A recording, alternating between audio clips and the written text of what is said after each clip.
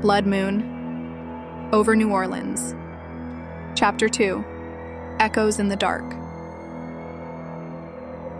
Emma didn't stop running until she burst through the cemetery gates and stumbled into the street. Her chest burned, her hands shook violently, and her camera nearly slipped from her grip. The French Quarter was alive, oblivious to her terror. Tourists laughed, jazz bands played, and the smell of beignets drifted from a late-night cafe. To them, this city was a carnival of lights and music. To Emma, it had just become a hunting ground. She collapsed onto a bench beneath a flickering street lamp. Her breaths came in ragged gasps, and she tried to convince herself it hadn't been real. Maybe I imagined him, she whispered. But when she looked down at her trembling hands, she saw the faint smear of dried blood from the mausoleum wall. No hallucination could leave that behind. Emma shivered, wiping her palm on her jeans, but the sticky feeling clung. Back at the apartment. By the time Emma reached her small apartment on Burgundy Street, the adrenaline had drained into exhaustion. She locked the door twice, pulled the curtains shut, and set her camera on the desk. With unsteady fingers, she plugged the memory card into her laptop. The images loaded slowly, grainy, dark shots of tombs and candlelit symbols. She clicked through them until one stopped her cold.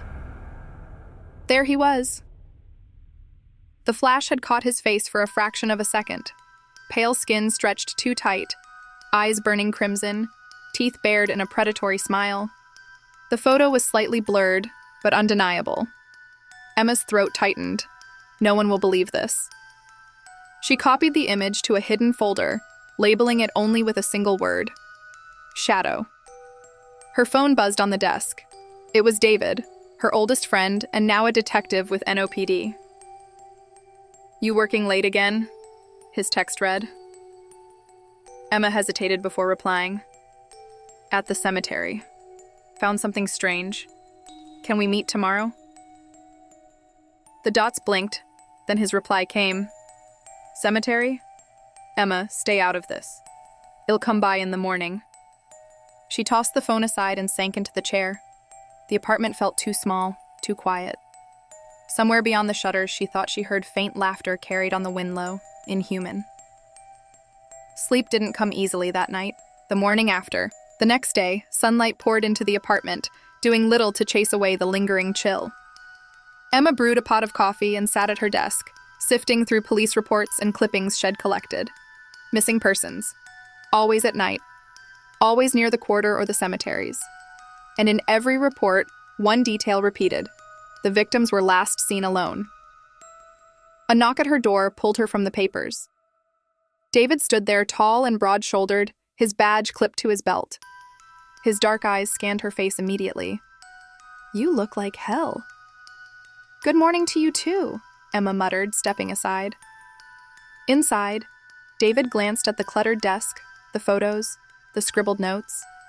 "Still chasing this?" Emma crossed her arms. "You're not curious why so many people vanish in the same 2-mile radius?" David sighed, rubbing his temples. "Emma, I can't stop you from playing reporter, but you need to be careful. This city, it has shadows you don't want to trip over." The words sent a shiver down her spine. He had no idea how literal they were. The warning. Emma pulled up the photo on her laptop and spun it toward him. David leaned closer, frowning. "What the hell is this?" "A man. In the tomb. I saw him. Look at his eyes, David. Look at his teeth." He stared for a long moment, then shook his head. "Could be digital noise. Could be someone in costume. We get weirdos out there all the time." "It's not a costume." Emma's voice was firm. "I felt him. Heh, spoke to me." David's jaw tightened. "Emma, promise me you'll drop this. People disappear because of drugs, gangs, trafficking. That's the darkness in New Orleans, not monsters." But even as he said it, his gaze lingered on the photo a little too long. Emma caught the hesitation. "You don't believe that, do you?" He didn't answer. Instead, he pushed away from the desk and muttered, "Stay out of the cemeteries." The stranger at the cafe, later that afternoon, still rattled, Emma went to her favorite cafe on Royal Street. The place was buzzing with chatter, clinking cups, and the sweet aroma of chicory coffee. She settled at a corner table with her notebook, replaying every detail of the night before. The man's voice, the way the air had frozen, the whisper, the shadows already know your name. Her pen scratched across the page, desperate to capture the memory before it faded. Interesting notes you're keeping. Emma looked up sharply. A man stood by her table. Tall, dressed in a charcoal coat despite the heat, with hair black as midnight.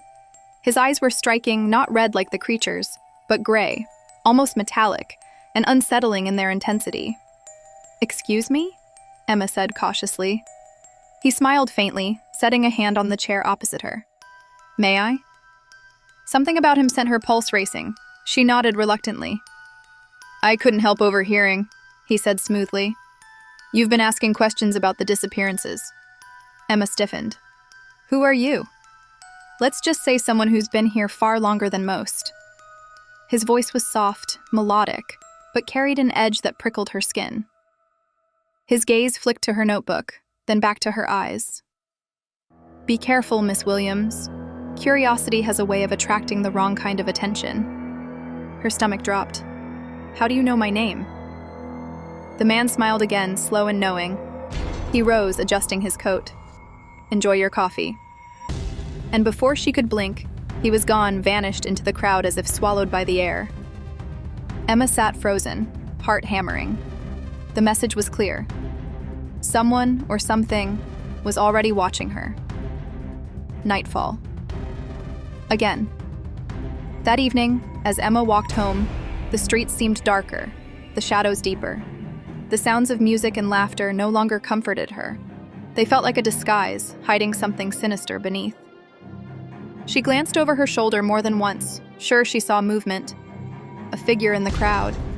A glint of gray eyes. When she finally reached her apartment and locked the door, her reflection in the window startled her. Anxious, haunted. The blood moon was rising again, staining the sky. And Emma knew, with chilling certainty, that she had just stepped into a world far beyond journalism. A world where shadows had teeth. Next part coming soon. So channel